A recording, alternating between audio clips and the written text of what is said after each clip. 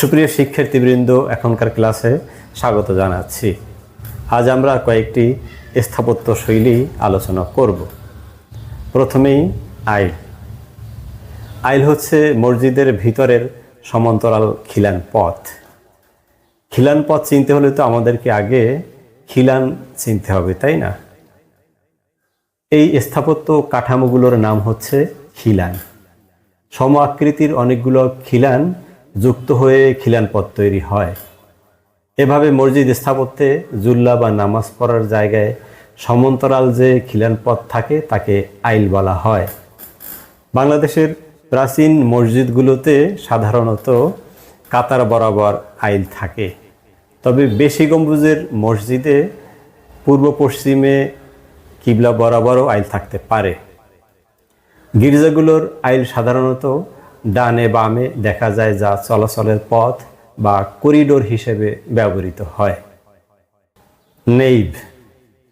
মসজিদ বা গির্জা স্থাপত্যের মাঝখানের আইলখানা অন্যান্য আইলের চেয়ে প্রশস্ত হয়ে থাকে। এই প্রশস্ততম আইলকে বলা হয় নেইভ। আইল ও নেইভ মূলত একই জিনিস, তবে নেইভ আইলের চেয়ে কিছুটা প্রশস্তত হয়ে থাকে, এই যা পার্থক্য। ৬০ গম্বুজ মসজিদের মাঝখানের চৌচলা আকৃতির গম্বুজের নিচের এই আইলখানা প্রশস্ততম, তাই এটাকে নেইভ বলা যেতে পারে।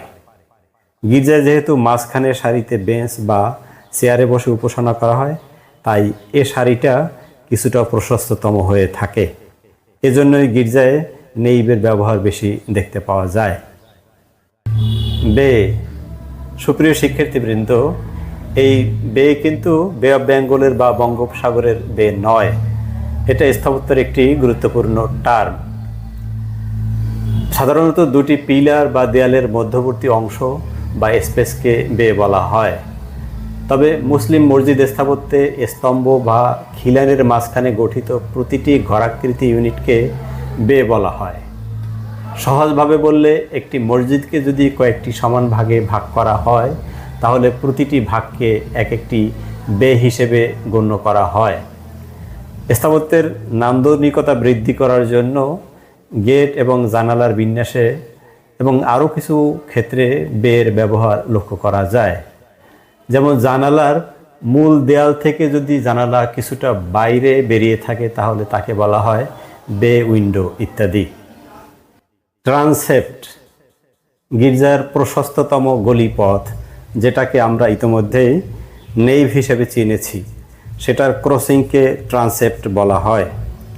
এটার অন্যান্য ব্যবহার থাকলেও প্রধান উদ্দেশ্য হচ্ছে পুরো গির্জাকে একটা ক্রুশ আকৃতি প্রদান করা। এই ক্রসিংয়ের উপরেই সাধারণত গির্জার বড় গম্বুজ বা মিনার নির্মাণ করা হয়ে থাকে। মসজিদে ট্রানসেপ্টের ব্যবহার নেই।